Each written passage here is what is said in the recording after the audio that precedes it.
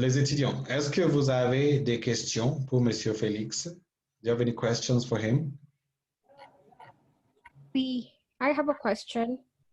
Do you speak another language except from English and French? And what language do you think in? Yeah, thanks, Wamboy, for the question. I was lucky enough to know that from an early age, to know that I'm into languages. I really love languages.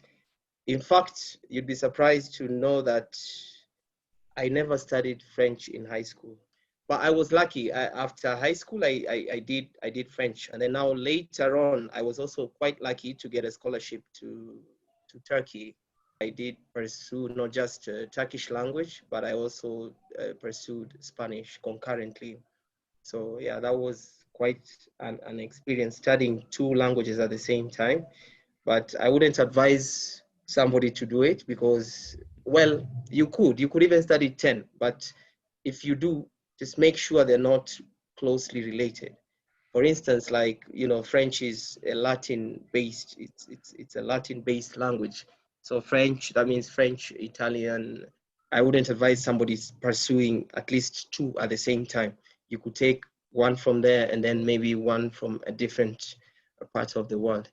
But yes, so I guess I do speak Spanish very well. I have a B2, which is advanced. I also have a B2 in Turkish, but now the problem is Turkish, I don't practice it as much as I'd love to. Language, they say learn it and use it. So use it or lose it. If you don't use it, you lose it, however good you are. Yeah, so Wamboy, I hope I've answered your question.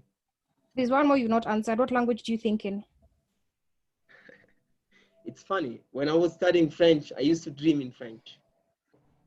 When I was studying, I never dreamt in Turkish though. I guess Turkish was not so close to my heart. It's a very difficult language.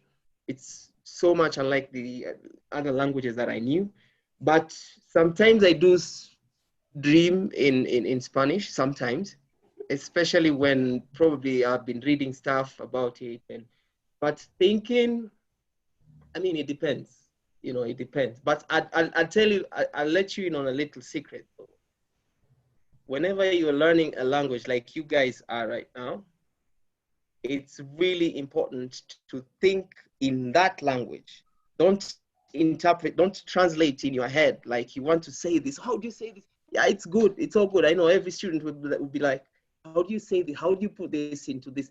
That's okay. But when, for instance, you're asked a question by your teacher, now you're thinking in your head, it's reflex, I know.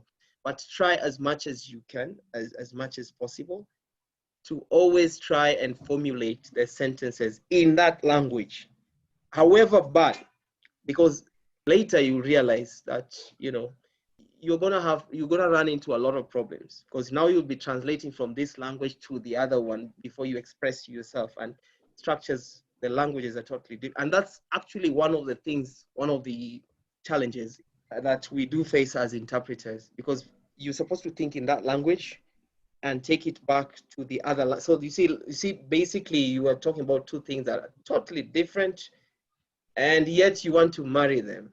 Yeah, so Wamboy, I don't know whether I've answered your question. Yeah, you have. Okay. So you may be thinking in one language, but it's best to think in the language that you're learning. Exactly. Thank you so much. Any questions, Nancy et Beryl? I have a question. Et toi, Beryl? Yeah. Est-ce que tu as une question pour Monsieur Felix?